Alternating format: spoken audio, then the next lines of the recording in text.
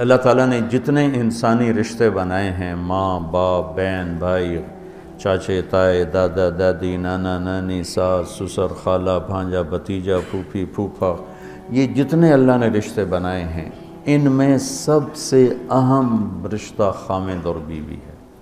سب سے اہم رشتہ خامند اور بیوی ہے۔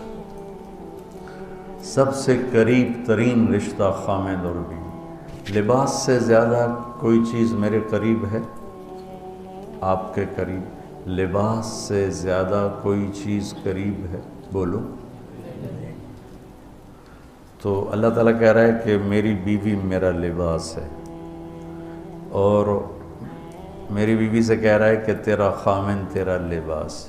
تو میں سے مراد سب شادی شدہ، جتنے شادی شدہ لوگ ہیں، تو میں بھی کون ہیں شادی شدہ طلبہ میں؟ ماشاءاللہ کافی بابرکت مجمع ہے۔ ہاں اچھا، تو اللہ تم سے کہہ رہا ہے تمہاری بیوی تمہارا لباس ہے۔ سب سے قریب شادی کے بعد قریب ترین رشتہ لفظ لباس بتا رہا ہے بیوی ہے۔ قریب ترین رشتہ بیوی ہے، اور جو قریب ترین ہوتا ہے وہ پہلے ہوتا ہے، اس کا حق پہلے آ جاتا ہے، قریب ہو گیا۔ اور کل میں نے کہا تھا کہ لباس اور میرے درمیان کوئی چیز حائل نہیں ہے۔ اس سے میں نے وہ ایک حدیث کو اس کے ساتھ جوڑا تھا جو آپ نے حضرت فاطمہ رضی اللہ تعالیٰ عنہ سے فرمایا تھا کہ جس سے میں پسند کروں اسے تو پسند نہیں کرے۔ تو چپ کر کے واپس چلی گئیں اور اپنی اور بیگمات رسول سے فرمایا کہ بھائی آپ جانو اور آپ کا مسئلہ، میں اب اس میں نہیں پڑتی۔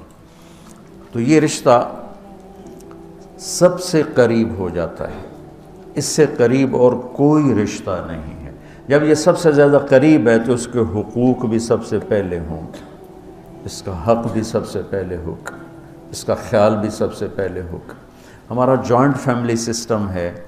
میں کوئی بچیوں کو ساس سسر کے خلاف نہیں بھڑکا رہا، جو سسرال میں زیادتی ہو رہی ہے میں اس کے ازالہ کی کوشش کر رہا ہوں۔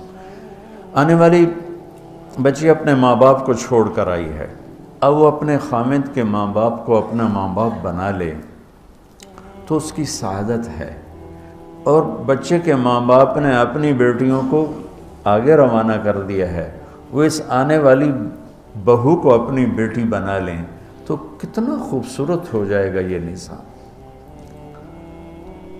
لیکن تربیت بھی نہیں ہے اور سیرت بھی سامنے نہیں ہے۔ مجھے حدیث یاد آ گئی، میرے نبی نے فرمایا یہ جو میرے انصار مدینہ ہیں، سنو بڑی عجیب حدیث ہے، یہ جو میرے انصار مدینہ ہیں یہ اتنے اچھے ہیں، ان کے گھر کسی کی بیٹی جب شادی ہو کے آتی ہے تو اسے یہ احساس ہی نہیں ہوتا میں سسرال میں ہوں یا ماں باپ کے پاس ہوں۔ یہ میں چاہتا ہوں، یہ میری تشریح میں کوئی کمی زیادتی ہو جاتی ہوگی، کوئی سائڈ زیادہ بیان ہو جاتی ہے، کوئی کم ہو جاتی ہے، لیکن میں یہ چاہتا ہوں۔ یہ حدیث مجھے اللہ نے ابھی یاد دلوائی ہے، حیات الصحابہ میں ہے، جلد اول میں ہے، کہ آپ نے فرمایا کہ یہ جو میرے انصار، میں دوبارہ کہہ رہا ہوں، یہ جو میرے انصار مدینہ ہیں یہ اتنے قابل تعریف ہیں کہ ان کے گھر جب کسی کی ڈولی اترتی ہے تو اس آنے والی بچی کو یہ احساس نہیں ہوتا کہ میں اپنے گھر میں ہوں یا سسرال کے گھر میں۔ میرے عزیزو، کم از کم تم جو میری اولاد ہو، تم میری روحانی اولاد ہو، تم تو میری بات کو آگے چلاؤ کہ تم اپنے گھر کو، اپنی بیوی کو اس طرح رکھو، اپنے ماں باپ کو بھی اس پہ تیار کرو، اپنی بہنوں کو اس پہ تیار کرو۔ ایک رخ تنقید دی، اے کر دی بھائی، اے کر دی بھائی، یہ سارا یہ میرا ماحول ہے۔ پتہ اٹھیندی کی میں، باندھی کی میں، ٹردی کی میں، یہاں تک یہ ساری کانوں سنی باتیں۔ تو بچے کے ماں باپ کہیں ہماری بیٹیوں کی تو شادی ہو گئی، اللہ نے ہمیں بیٹی دے دی ہے، اب ہم اس کو بیٹی بنا کے رکھیں گے، اور آنے والی کہے کہ میرے ماں باپ کو تو میں نے چھوڑ دیا، اب میرے خامند کے ماں باپ میرے ماں باپ ہیں، میں نے ان کے پاؤں دھو کے پینے ہیں، تو خود اپنی خوشی سے سارے گھر کی خدمت کرے، کون روکتا ہے؟ لیکن جو ہمارا ایک جابرانہ ماحول ہے، اس نے اس رشتے کو توڑ کے رکھ دیا ہے۔ یہ جو آنے والی لڑکی ہے، اس کے ذمہ ہے نسل تیار کرنا، نسل۔ میری بہو سے میری نسل چلے گی اور میں اسی پر جوتا اٹھا کے کھڑا ہوں، کتنی بڑی زیادتی۔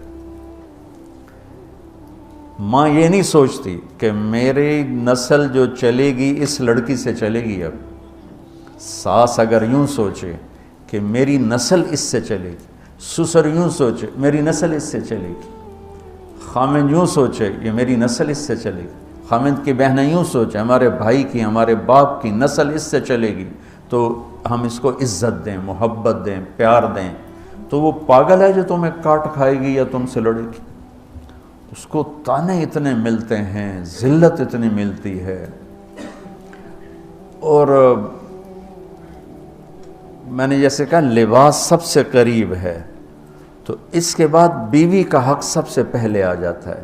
ماں باپ کی طرف سے زیادتی آئے تو تمہارے ذمہ ہے اپنی بیوی کو بچاؤ، اللہ کے واسطے اپنی بیویوں کی حفاظت کرو۔ ہاں تمہاری بیوی کی طرف سے زیادتی آئے تو اللہ کے واسطے ماں باپ کی حفاظت کرو۔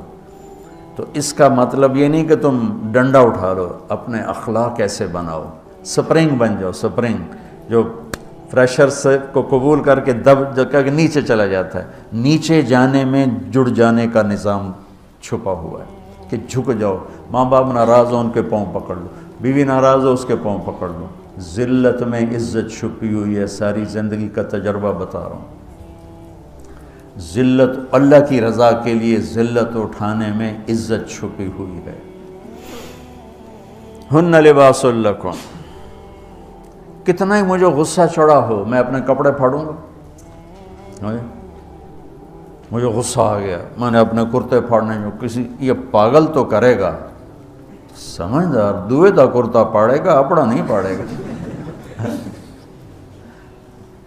اب مجھے بیوی پہ غصہ چڑھ گیا تو میرا لباس ہے، اس کو تار تار کر دوں، گالیاں دوں، تھپڑ ماروں، تو ایسے جیسے میں اپنے کرتے کو پھاڑ رہا اور اپنے کرتے کو تار تار کر رہا۔ بیوی کو غصہ چڑھے تو وہ اپنے کپڑے پھاڑتی ہے۔ کپڑوں کے لیے کتنے حفاظتی نظام ہیں، الماریاں بنی ہوئی ہیں اور ہینگر بنے ہوئے ہیں، کریز خراب نہ ہو۔ ہم کھاتے ہوئے کیا کرتے ہیں، آگے اگر کپڑے نئے پہنے ہوں تو آستینیں چڑھا لیتے ہیں کہ کہیں کوئی شوربہ کچھ سالن ادھر نہ لگ جائے، ادھر نہ لگ جائے۔ میں جب بھی بیٹھتا ہوں تو میری بیوی کہتی ہے آستینیں چڑھاؤ، آستینیں چڑھاؤ، لگ نہ جائے۔ اور آگے ہم کیا کرتے ہیں، تولیہ رکھتے ہیں، نیپکن رکھتے ہیں، رومال رکھتے ہیں۔ بڑے بڑے ہوٹلوں میں جاؤ تو پہلے وہ ساتھ رکھا ہوتا ہے کہ کوئی کھانے کا ذرہ گرے، سالن کا کوئی قطرہ گرے تو آپ کے کپڑے خراب نہ ہوں۔ ہم کیچڑ میں جا رہے ہوں تو ہم اپنے پاؤں گندے کر لیتے ہیں، کپڑے گندے نہیں ہونے دیتے۔ اپنے شلوار اوپر کر لیتے ہیں، پتلون اوپر کر لیتے ہیں، پاجامہ اوپر کر لیتے ہیں۔ تو جب کہیں سے کوئی آنے لگے ایسی ناگواریاں تو اپنے اوپر لے لو، بیوی پہ نہ آنے دو۔ ہم کپڑا بچاتے ہیں یا پاؤں بچاتے ہیں؟ کپڑا بچاتے ہیں، شلوار اوپر ٹانگ لیتے ہیں، کرتے کو یوں سمیٹ لیتے ہیں۔ تو جتنا کیچڑ ہے حالات کا، واقعات کا، اخلاق کا، وہ کیچڑ اپنے اوپر لے لو، بیوی کو بچا لو۔ اور بیوی کیا کرے، وہ جتنا کیچڑ ہے حالات کا، واقعات کا، ناگواریوں کا، اپنے اوپر لے لے، خامد کو بچا لے۔ لباس کا اور کیا کام ہے، یواری سواتکم، یہ تمہارے عیب چھپاتا ہے۔ تو میرا کام کیا ہے، میں بیوی کی کمیاں چھپاؤں، ڈھنڈورا نہ پیٹوں۔ بیوی کا کام کیا ہے، خامد کی کمیاں چھپائے، ڈھنڈورا نہ پیٹے۔ دوسرا کام کیا ہے لباس کا، وریشہ، لباس مجھے خوبصورت بناتا ہے۔ یہ ایک واحد رشتہ ہے جو زندگی کو خوبصورت بناتا ہے۔ سب کچھ ہو، بیوی نہ ہو تو تنہائی کا احساس مار دیتا ہے۔ اس سے ایک اور مطلب نکلتا ہے کہ لباس کے بغیر ایک لمحہ گزارا نہیں۔ سارا دن پانی نہیں پیتے ہیں نا، اب میں بیان میں پانی پی رہا ہوں، لیکن 16 گھنٹے تو گزارے نا، پانی نہیں پیا، کھانا نہیں کھایا، 16 سیکنڈ لباس کے بغیر گزار سکتے ہیں؟ بولو۔ کوئی بھی کمرے میں نہ ہو، تم تنہا ہو، تم کپڑے اتارو تو تم اپنے آپ کو عجیب فیل کرو گے، تم خود اپنے آپ کو چادر میں چھپانے کی کوشش کرو گے۔ ان لباس ایک ایسی زبردست ضرورت ہے بلا دلیل کہ تم تنہا کمرے میں بھی کپڑے اتارو تو تم اپنے آپ کو عجیب سا محسوس کرتے ہو۔ اس سے پتہ چلا کہ بیوی کے بغیر کوئی زندگی نہیں ہے اور خامد کے بغیر عورت کی کوئی زندگی نہیں ہے۔ یہ ہمارا بدبخت معاشرہ ہندی کہ کسی بچی کو طلاق ہو جائے وہ گل سڑ کے مر جاتی، اس کی شادی نہیں ہوتی۔ کوئی جوان بچی بیوہ ہو جائے وہ سسک کے مر جاتی، اس کی شادی نہیں ہوتی۔ کوئی 40-50 سال کا ہو جائے مرد، اس کی بیوی مر جائے، کوئی اس کو لڑکی دینے کے لیے تیار کوئی نہیں۔ اور لباس کا لفظ بتاتا ہے کہ شادی کے بغیر انسان ننگا ہے، اور ننگے انسان کا کوئی کہیں بھی گزارا نہیں ہے۔ لفظ لباس بتاتا ہے کہ ہم اس چیز کو رواج دیں کہ شادیاں ہوں، بیوہ کی شادی ہو، مطلقہ کی شادی ہو، کوئی کس کی بیوی مر جاتی ہے۔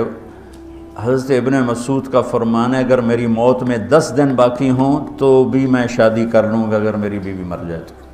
ابو ہریرہ کہتے ہیں اگر میری زندگی میں 7 دن باقی ہوں اور میری بیوی مر جائے تو میں 1 ہفتہ بھی شادی کے بغیر نہیں رہوں گا، میں شادی کر لوں گا۔ تو ہم ایک ہندی معاشرے سے متاثر ہیں جہاں بیوہ کی کوئی سنوائی نہیں، مطلقہ کی کوئی سنوائی نہیں، اور کوئی جوان بھی 2-4 بچے ہیں اور بیوی مر جائے تو اس کی کوئی شادی نہیں ہے، وہ سسک کے وہ بلک کے زندگی گزارتے ہیں۔ ہم لوگ اس کو رواج دیں۔ لباس، لفظ لباس بتا رہا ہے کہ جیسے لباس کے بغیر ایک لمحہ آدمی چین سے نہیں بیٹھ سکتا، ایسے ہی اس رشتے کے بغیر زندگی میں کوئی خوبصورتی نہیں، کوئی حسن نہیں ہے۔ ہن لباس لکم انتم لباس لہن۔ تو لباس کیا کرتا ہے؟ زیب و زینت۔ لباس کیا کرتا ہے؟ عیب چھپاتا ہے۔ لباس کیا کرتا ہے؟ خوبصورت بناتا ہے۔ تو اس رشتے کو خوبصورت بنانا ہے، بیوی خامند کے لیے، خامند بیوی کے لیے۔ کس طرح یہ رشتہ خوبصورت بنے گا؟ اچھے اخلاق کے ساتھ، اچھے اخلاق کے ساتھ۔ اگر گھر والوں کے اخلاق اچھے ہوں اور بچی ساس سسر کو ماں باپ بنا لے، ساس سسر بچی کو ماں باپ بنا لے، خامند بیوی کو ہتھیلی کا چھالا بنا لے، بیوی خامند کو ہتھیلی کا چھالا بنا لے۔ میں قربان جاؤں اپنے نبی پر، ساری کائنات کو نور ایمان دینے والی ہستی، اور حضرت عائشہ رضی اللہ عنہ کو لقمے بنا کے کھلا رہے ہیں۔ کمال۔ حضرت عائشہ رضی اللہ تعالیٰ عنہ وہ بڑی بڑی بوٹیاں ہوتی تھیں نا، وہ اٹھا کے ایسے نوچتیں اور پھر رکھ دیتیں، روٹی کا ٹکڑا اٹھاتی۔ میرے نبی وہی بوٹی اٹھاتے جہاں حضرت عائشہ نے نوچا ہوتا تھا، وہیں دکھا کے کرتے تھے، ان کی محبت کو لینے کے لیے اور ہمیں سکھانے کے۔ حضرت عائشہ گلاس اٹھاتی، وہ بڑے بڑے ہوتے تھے، اب تو یہ چھوٹے چھوٹے گلاس ہیں۔ بخل کا زمانہ آ گیا، پانی بھی تھوڑا دیں دیں۔ ہمارے دیہات کا کلچر تھا، اب تو مٹ گیا ہے، مہمان ہی کوئی نہیں ہوتے۔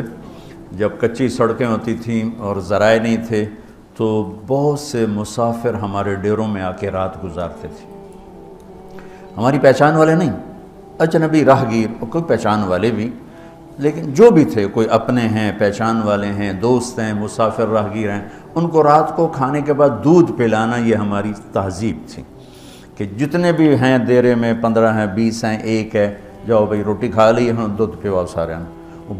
جانور بہت زیادہ ہوتے تھے، کھیتی باڑی کم ہوتی تھی، دودھ وافر ہوتا تھا، وہ گلاس اتنے بڑے بڑے ہوتے تھے، 3-3 پاؤ کا گلاس ہوتا تھا۔ تو ایک ہمارے دادے کے زمانے کا نا چاچا لال سنپال، وہ آ گیا دیرے میں، نوکر گیا دودھ پلانے، تو گلاس کو دیکھ کے نوکر سے کہندا پتر میں نہیں پیندا. اس کہا چاچا کیوں نہیں پینا؟ اس کہا دو تو ود پیواں تو بے غیرت بنا تے دو تے میرا گزارا نہیں جاتا. میں نہیں پیندا. تو حضرت عائشہ رضی اللہ تعالیٰ عنہ گلاس اٹھاتی اور یہ پیا، یہ رکھا. میرے نبی اٹھاتے اور جہاں حضرت عائشہ کے ہونٹ لگے ہوتے تھے وہاں ہونٹ رکھ کے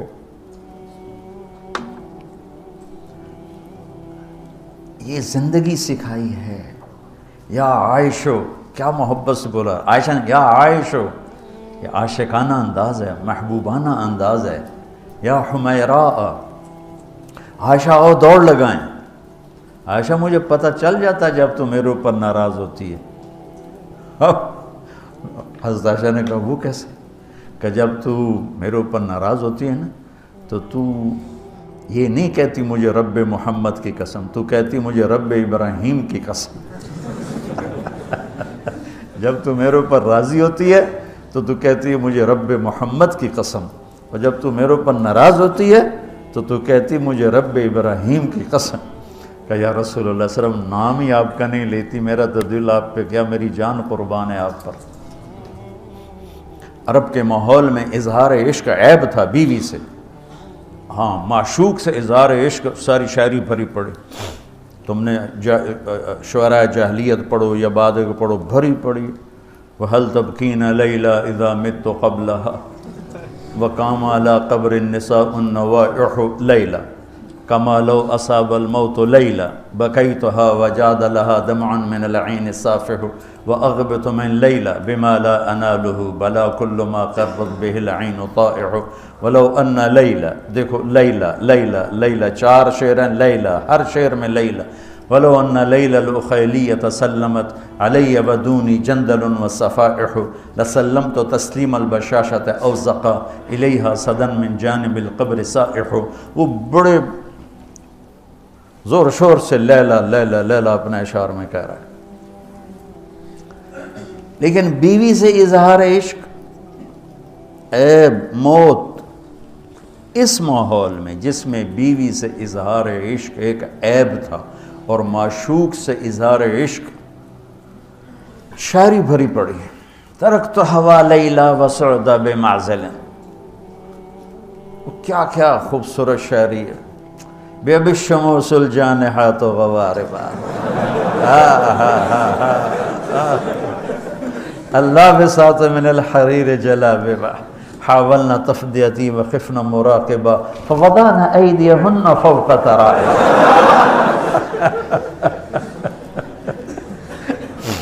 عرب کی شاعری بھری پڑی ہے عشق و معشوقی سے. اس ماحول میں میرے نبی سے ایک شخص کہتا ہے یا رسول اللہ من احب الناس الیک، آپ کو سب سے زیادہ کس سے پیار ہے؟ بھری محفل ہے، مسجد الگ نہیں کہ یوں کر کے پوچھ رہا ہو. بھری محفل میں آپ سب سے زیادہ کس سے پیار کرتے ہیں؟ تو آپ نے زور سے کہا عائشہ سے. اللہ اکبر اللہ اکبر. ہائے ہائے ہائے ہائے. وہ تو ہل گئے، وہ کہنے لگے، ان کی تو سمجھ میں نہیں آئی بات. تو انہوں نے کہا یا رسول اللہ میرا مطلب ہے مردوں میں آپ کس سے زیادہ پیار کرتے؟ تو آپ کو اندازہ ہو گیا بھائی کیوں یہ پوچھ رہا ہے. اس کو ہضم نہیں ہوا جواب. تو آپ نے کہنا تھا ابو بکر سے. تو آپ نے فرمایا مردوں میں عائشہ کے ابا سے، ابوہا عائشہ کے ابا سے. کیا زندگی سکھائی. ہن لباس لکم وانتم لباس لہن، یہ تمہارا لباس ہیں. تمہیں کتنا ہی غصہ چڑھے لباس تو نہیں پھاڑو گے. تمہیں غصہ چڑھے بیوی کو بے عزت نہ کرو. بیوی کو غصہ چڑھے تو کرتا پھاڑے گی، اپنا دوپٹے کو آگ میں ڈالے گی نہیں، اس کو بچائے گی. صرف پاگل یہ کام کرتا ہے. اسی ایک لفظ لباس کے اندر زندگی گزارنے کا پورا طریقہ موجود ہے. اور اسی کے اندر بیواؤں کی، مطلقہ کی، رنڈوے کی شادی کا اشارہ خوبصورت موجود ہے کہ لباس کے بغیر تو ایک لمحہ انسان نہیں گزار سکتا، کہ اس کو رواج دینا، اس کو رواج دینا یہ ہمارے ذمے ہے، اور اپنے نبی کی معاشرت کو بتانا یہ ہمارے ذمے ہے۔ ہم تو ان مسائل میں پڑ گئے جن کا نہ جنت سے تعلق ہے نہ جہنم سے تعلق ہے، الٹا وہ مسائل جس میں زیادہ اختلاف ہے اس میں زیادہ بولنا، زیادہ تقریریں کرنا، اس چیز نے ہمیں اپنی منزل سے بہت دور کر دیا، ہم کھو گئے ہیں، کہیں اور چلے گئے ہیں۔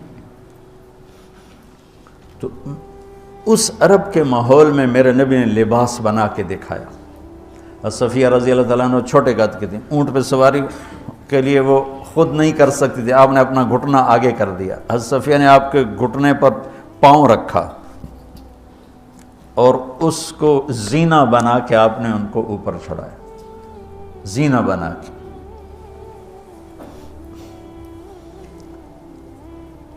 جہاد کے سفر سے واپسی ہو رہی ہے، سب صحابہ سے کہا آگے نکل جاؤ، سب آگے نکل گئے، اتنا نکلے کہ غائب ہو گئے، نظر نہیں آ رہے۔ تو آپ نے کہا عائشہ دوڑ لگائیں، اللہ، عائشہ دوڑ لگائیں، ہم نے کہا جی لگائیں۔ تو حضرت عائشہ فرماتی ہیں میں نے دوڑ لگائی، میں آگے نکل گئی، آپ پیچھے رہ گئے۔ کچھ سال گزر گئے، جہاد کے سفر سے واپسی ہو رہی، آپ نے کہا عائشہ دوڑ لگائیں، میں نے کہا جی لگائیں۔ چلو بھائی آگے چلے جاؤ، سب آگے چلے گئے، غائب ہو گئے۔ تو کہنے لگے میں نے دوڑ لگائی، میں موٹی ہو گئی تھی، میں پیچھے رہ گئی، آپ آگے نکل گئے۔ تو آپ نے کہا ہاذہ بتلک، اب ہمارا تیرا حساب برابر ہو گیا۔ آپ بچوں زندگی تو پڑھو کہ تمہارے نبی نے کیا خوبصورت زندگی گزاری ہے۔ ایک صحابی کہتے ہیں دائم الفکر متواصل الاحزان، کیسے تھے ہمارے نبی؟ تو وہ جواب دیتے ہیں بڑے غمگین، بڑے فکر مند۔ ٹھیک ہو، یہی سوال ایک شخص حضرت عائشہ سے کرتا ہے کیسے تھے ہمارے نبی؟ کہتی ہیں کان ضحاکن بسامن، بڑے ہنسنے والے، بڑے مسکرانے والے۔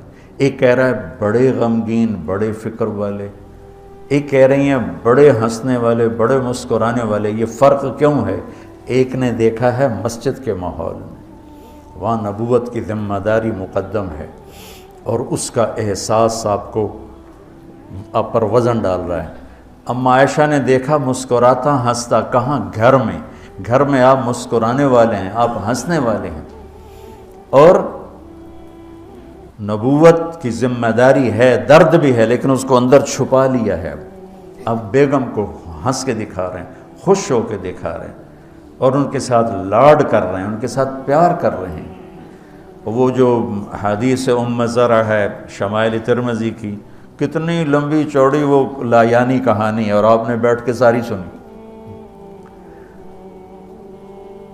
آج کا تو کوئی بزرگ ہو تو کہتا ہو تو کیا لایانی شروع کر دی، اتنی دیر میں تو ذکر ہو سکتا تھا۔ بیوی کے ساتھ لایانی بھی عبادت، وہ لایانی تو ہوتی نہیں بیوی کے ساتھ۔ جہاد کا سفر ہے، جہاد کا، اور سفر کے لیے تیاری کا اعلان اور کوچ کا اعلان۔ حضرت عائشہ اونٹنی پہ بیٹھیں، گلے میں دیکھا ہار کوئی نہیں، کہا یا رسول اللہ میں تو نہیں جاؤں کہ میرا ہار گم ہو گیا، میرا ہار پہلے ڈھونڈوائیں۔ سارے لشکر کو ہار پہ لگا دیا۔ آپ کہتے تیرا دماغ خراب ہے، میں جہاد میں تیرے لاڈ اٹھاؤں اور تیرے ہار کے پیچھے میں سفر کینسل کروں؟ چلو چلو۔ آپ نے کہا چلو بھائی عائشہ کا ہار ڈھونڈو، سارے ہار ڈھونڈنے میں لگ گئے، سارے۔ یہ میں کہاں سے، کوئی میں فرضی قصے بیان کر رہا ہوں، گھڑ گھڑ کے بیان کر رہا ہوں؟ تمہیں اپنے حبیب کی سیرت سے اٹھا کے دے رہا ہوں۔ کوئی آپ کسی سیر پہ نہیں نکلے تھے کہ کوئی بات نہیں سفر کینسل کرو، جہاد کا سفر ہے، اور آپ کہہ رہے ہیں عائشہ کا ہار ڈھونڈو۔ آپ دیکھ رہے تھے کہ آگے عورتوں کے ساتھ کتنے کتنے ظلم ہوں گے۔ تم کو بھی سنو ان کی چیخیں اور آہیں جو میں سنتا ہوں، تمہارے کلیجے پھٹ جائیں کہ کس قدر ظلم ہے۔ اور تمہیں عجیب بات بتاؤں، یورپ میں نظر آتا ہے عورت بڑی آزاد ہے، یورپ کی عورت پر یہاں سے بھی زیادہ ظلم ہوتا، دیکھنے میں وہ آزاد نظر آتی، لیکن اوف اللہ اللہ۔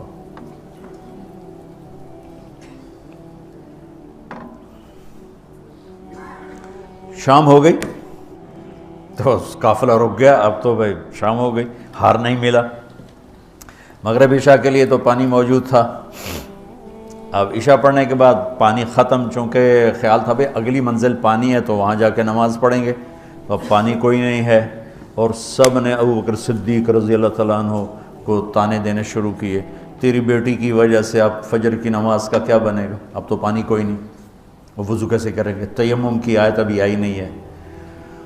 تو حضرت ابو بکر صدیق کو غصہ چڑھا، وہ گئے اللہ کے نبی کے خیمے میں، وہ تو باب تھے، تو آگے اللہ کے نبی حضرت عائشہ کی گود میں سر رکھے سو رہے تھے، حضرت عائشہ یوں بیٹھی ہوئی تھی، تو اب کیا کریں، وہ سوئے ہوئے ہیں تو بول تو سکتے ہی نہیں، تب وہ چہرے سے ان کو ڈانٹ رہے ہیں،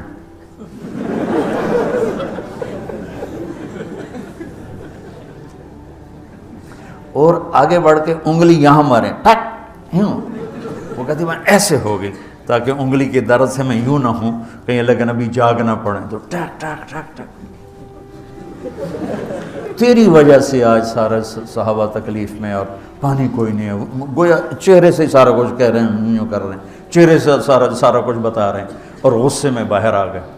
اللہ کے نبی کی آنکھ کھلی، پتہ چلا پانی کوئی نہیں، نماز کا ٹائم ہے، اللہ نے کہا چلو فتیمموا صعیدا طیبا، چلو بھائی مٹی سے تیمم کرو، ہم نے تمہیں پانی سے بھی بے نیاز کر دیا۔ تو پھر سعد بن عبادہ کہنے لگے ابو بکر تیرے گھرانے کی یہ پہلی برکت تھوڑا ہی ہے، اور بھی بڑی برکتیں پہلے ملی ہیں، پہلے سب ناراض ہو رہے تھے، پھر سارے خوش ہو گئے کہ یہ کیا مل گیا، اللہ نے ہمیں تیمم دے، کسی امت کو تیمم نہیں ملا۔ دیکھو نا، یوں کر کے کر لو، اس سے کوئی پاک ہوتا ہے، اور پھر یوں ایسے کر لو، چلو بھائی غسل سے بھی فراغت ہو گئی، پانی کوئی نہیں ہے تو ہمیں غسل کی ضرورت پڑ گئی ہے، تو اتنا ہی کام ہے، ضربتان۔ حضرت عمار بن یاسر نیا نیا تیمم کا حکم آیا تھا، پتہ تھا نہیں کیسے کرنا ہے، تو سفر میں تھے تو ان کو ضرورت پڑ گئی نہانے کی، ان کا اب وضو کے لیے تو تیمم ہے بھائی یوں کر لو، لیکن نہانے کے لیے تو تیمم کیسے کروں گا، تو سارے کپڑے اتار کے ریت پہ کبھی یوں لوٹ کبھی یوں ہو رہا کبھی یوں ہو رہا، چھ بھی بڑے لمبے چوڑے عمار بن یاسر آ کر کہنے لگے یا رسول اللہ آج میں نے یوں تیمم کیا، آپ نے کہا انما یکفیک ضربتان، ارے وہاں بھی تجھے 2 ضربیں ہی کافی تھیں، یہ اور یہ۔ تو نماز پڑھی گئی، حضرت عائشہ نے کہا یا رسول اللہ ٹھیک ہے، ہار نہیں ملتا، چلیں۔ جب میرے نبی سے اماں عائشہ نے کہا چلیں، تب آپ نے کہا چلو۔ وہ جب اونٹنی کو اٹھایا تو ہار اس کے نیچے گرا پڑا تھا، وہ دھاگا ٹوٹا اور پھسل کے نیچے چلا گیا، وہ سارے ادھر ادھر ڈھونڈتے رہے، اونٹنی کو کسی نے اٹھایا نہیں۔ اللہ نے تیمم کی رخصت دینی تھی، اور ایک ہمیں خوبصورت زندگی کا درس دینا تھا کہ اتنے بڑے سفر میں بھی بیوی کے لاڈ کو مقدم کیا، ضرورت کو نہیں۔ ہار ضرورت ہے؟ بولو بولو، اس لیے کہلوانا چاہتا ہوں کہ تمہیں مشکل سبق بتا رہا ہوں، یہ یہاں کرسی پہ بیٹھ کے بتانا بہت آسان ہے، جب ناگواری آتی ہے پھر پتہ چلتا ہے کہ اب اپنے آپ کو سنبھالنا کیسے۔ اگر ناگواریوں کو سہنا سیکھ جاؤ گے تو تمہارا گھر جنت بن جائے گا، اگر ناگواریوں کو اگلنا شروع کرو گے تو تم اپنے گھر کو جہنم بنا لو۔ یاد رکھنا، شکل صورت چند دن، روپیہ پیسہ ایک دن بھی نہیں، کپڑے زیور گاڑیاں چند دن، اور اخلاق موت تک ساتھ دیتے۔ اخلاق کا حسن کبھی باندھ نہیں پڑتا، اخلاق کے حسن و جمال کو کسی میک اپ کی ضرورت کوئی نہیں۔ بمکارم الاخلاق کن متخلقا لیفوها ثناء جدک العطر الثنی فاصدق صدیقک ان صدقت صداقتا فادفع عدوک باللتی فاذا الذی۔ ضمیری کہتے ہیں کہ ایسے اخلاق بنا کہ تم مشک کی طرح مہکے، اس دوست کو دوست بن کے دکھا، اور فادفع عدوک باللتی فاذا الذی، یہ مصر آپ کی فصاحت پر پتہ بتاتا ہے کہ کیا کمال سے آیت کو اس مصرے میں فٹ کیا۔ فادفع عدوک باللتی فاذا الذی، ادفع باللتی ہی احسن فاذا الذی بینک وبینہ عداوۃ کانہ ولی فادفع عدوک باللتی فاذا الذی.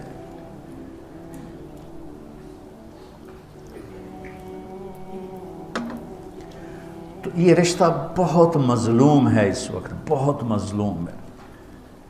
بے شک کہیں آنے والی لڑکی ایسی بے وقوف ہوتی ہے کہ تہس نہس کر دیتی. لڑکی کے ماں باپ اتنے بے وقوف ہوتے ہیں کہ بچی کو دینے کے بعد بھی اپنے کنٹرول میں رکھتے ہیں. وہ بیچاری نہ ادھر کی ہوتی ہے نہ ادھر کی ہوتی. کہتے میں تینوں پالیا ہے تو میری مننی ہے کہ اپنے خامن دی مننی ہے. حالانکہ جب قبول کیا کا لفظ کہہ دیا، اب سب سے بڑا حق خامد کا ہے. جب لڑکے نے کہہ دیا قبول کیا تو سب سے بڑا حق اب بیوی کا ہے. میرے نبی نے اس رشتے کو خوبصورت کر کے دکھایا، حسین کر کے دکھایا، اور اس وقت سارے ملک میں ایک آگ لگی ہوئی ہے اور اس کے پیچھے اور کوئی بڑے اسباب نہیں، صرف بد اخلاقی ہے، صرف بد اخلاقی. اس ایک آیت کو بچوں ذہن میں، ہن لباس لکم، میری بیوی میرا لباس ہے. جتنی میں لباس کی حفاظت کرتا ہوں اتنا میں اس رشتے کی حفاظت کر لوں میرا گھر آباد ہو جائے. میرا خامند میرا لباس ہے، میں جتنا اپنے لباس کی حفاظت کرتی ہوں اتنی اپنے خامند کی حفاظت کر لوں میرا گھر آباد ہو جائے. تو یہ بہت خوبصورت تشبیہ ہے، بہت خوبصورت تعبیر ہے جو میرے رب یہاں لے کر آئے ہیں، اور زندگی گزارنے کا طریقہ. اور دوسری بات دیکھو، اللہ اس آیت کو لائے ہیں روزے کے فرض میں. یہ ابھی بات سمجھ میں آئی ہے.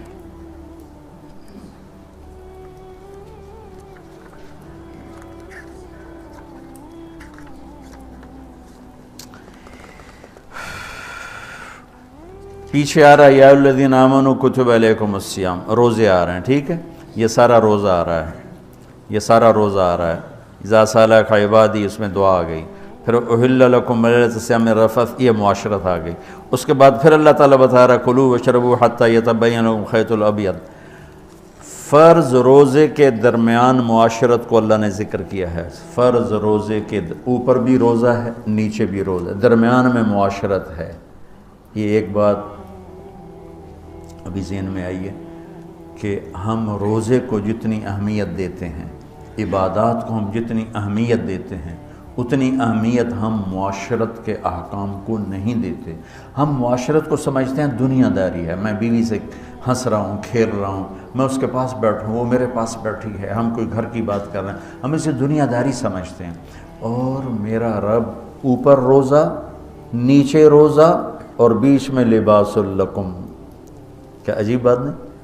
اوپر بھی روزہ، نیچے بھی روزہ، اور بیچ میں ہن لباس لکم وانتم لباس لہن. جیسے اوپر بھی اخلاق، نیچے بھی اخلاق، اور بیچ میں تبلیغ. خذ العفو واعرض عن الجاہلین، اور بیچ میں ہے وامر بالعرف. معاف کرنے کو مضبوط پکڑو، نیچے زیادتی کرنے والوں کو معاف کرو، اور درمیان میں دعوت کا کام کرو. دعوت کو خوبصورت بنایا اخلاق کے ساتھ، اور بندگی کو خوبصورت بنایا معاشرت کے ساتھ. کہ اوپر روزہ، نیچے روزہ، اور بیچ میں آ رہا ہے تمہاری بیوی تمہارا لباس ہے، تمہارا خامن تمہارا لباس ہے. یہ ایک خوبصورت درس ہے بچوں. اگر اس کو میں لے لوں، آپ لے لیں، جو سن رہے ہیں وہ لے لیں، ان کی زندگیاں آباد ہو جائیں.